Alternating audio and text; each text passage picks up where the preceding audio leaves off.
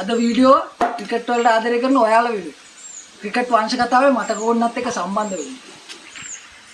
අද ලෝකේ පුරා බිලියන ගණනාවක් ජනතාව ආදරය කරන ක්‍රිකට් ක්‍රීඩාව මේ ක්‍රීඩාව උපන්දන කොහේද? විකාශනයේ සිදු වූයේ කෙසේද? අද අපි හොයාගෙන යන්නේ ඒ පිළිබඳවයි. ඒ ගමන ආරම්භ වුණේ 16 වෙනි සියවසේ එංගලන්තයේ ගිනිකොන දිග ප්‍රදේශයේ සරල ගම්මානයකින්.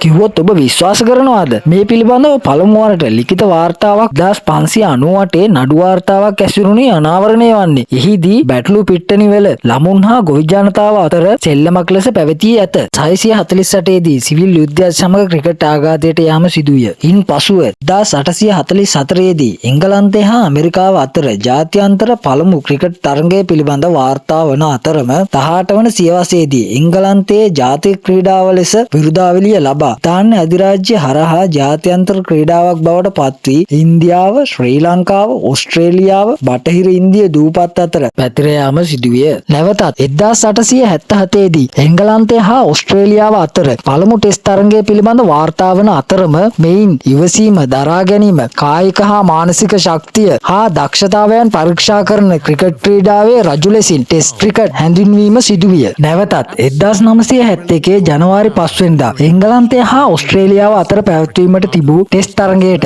බලපෑ අයහපත් කාලගුණික තත්ත්වය හේතුවෙන් එක් කණ්ඩායමකට ඕවර් 40කට සීමා කිරීමෙන් පළමු එක්දින ජාත්‍යන්තර තරග රටාවේ සමාරම්භය සිදුවිය. නැවතත් 1975 දී එංගලන්තයේ පැවති පළමු ලෝක කුසලානය අවසන් මහා තරගය ඕස්ට්‍රේලියාව හා බටහිර ඉන්දිය දූපත් සමග පැවති අතර ඉන් බටහිර ඉන්දිය දූපත් ජයග්‍රහණය කළහ. මෙයින් ක්‍රිකට් ක්‍රීඩාව වේගවත්, යෝගිමත්, ජනප්‍රිය ක්‍රීඩාවක් ලෙස ප්‍රචලිත වීම සිදුවිය.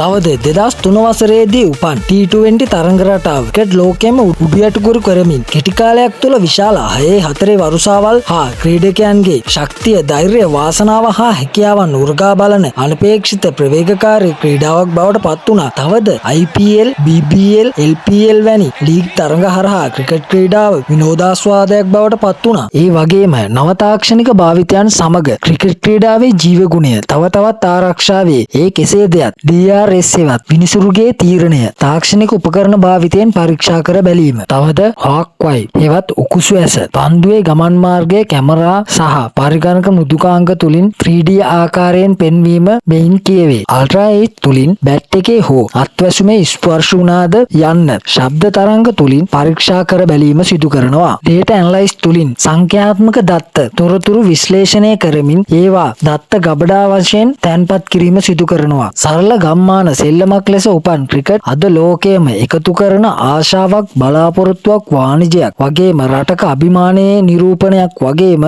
ජනතාවගේ ජීවන රටාවක් බවට පත් වී හමාරය.